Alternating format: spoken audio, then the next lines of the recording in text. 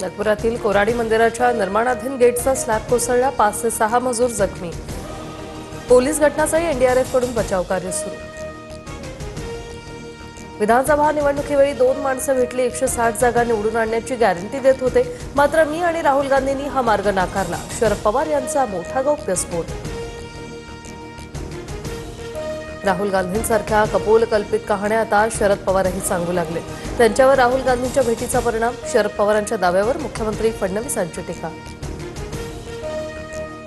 शरद पवारांच्या दाव्यामध्ये तथ्य असेल, निवडणूक आयोगावर टीका केली की भाजपला झोंबतं, आदित्य ठाकरेंची टीका। राहुल गांधींनी निवडणूक आयोगावर आक्षेप घेतला असताना भाजप आणि मुख्यमंत्र्यांनी उत्तर देण्यास पुढे येण्याचं कारण काय? राहुल गांधींच्या प्रश्नांना आयोगाकडून उत्तर हवंय, शरद पवारांची प्रतिक्रिया। संसदेतील शपथ सुप्रीम कोर्टात चालेल का? आयोगाने मागितलेल्या शपथपत्रावरून फडणवीसांचा राहुल गांधींना सवाल, खोटं बोलायचं आणि पळून जायचं, फडणवीसांकडून राहुल गांधींचा पळपुट असा उल्लेख।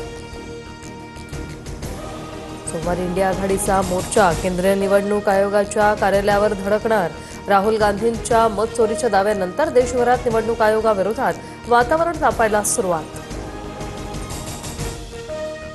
शिर्डी मतदारसंघातही मतदार नोंदणी घोटाळा, आयोगाकडे माहिती मागूनही ती दिली नाही, बाळासाहेब थोरात यांचा आरोप। तर स्वतःचा अपयश झाकण्यासाठी थोरातांचं बेताल वक्तव्य, राधाकृष्ण विखे पाटील यांचा पलटवार। एकनाथ शिंदे कधी बोलत नाही, मात्र शिंदेंचा पुढचा मार्ग कसा असेल याचा अंदाज लवकर येईल। एकनाथ शिंदेंच्या दिल्ली दौऱ्यावर शरद पवारांचं मोठं विधान।